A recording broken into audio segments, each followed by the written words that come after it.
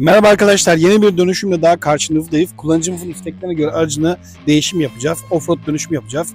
Bu araçta da F150 dönüşüm olacak. Bakalım videonun sonunda nasıl bir araç olacak? Sizin de isteklerinize göre araçlarınızı bu şekilde yapabiliriz. Bunun için irtibat numaramız 0212 671 1999. Bizi takipte kalın, abone olmayı unutmayın.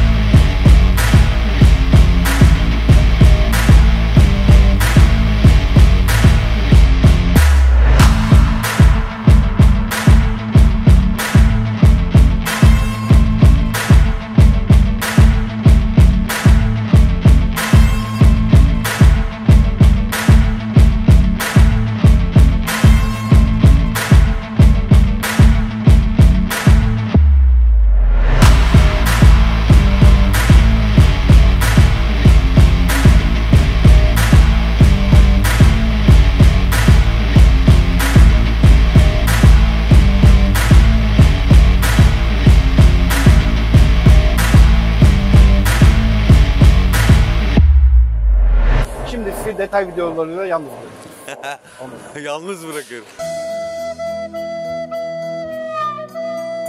Evet arkadaşlar, aracımızın yapım aşaması bitti. F150 dönüşümümüz tamamlandı ve sizi detaylarla baş başa bırakıyoruz.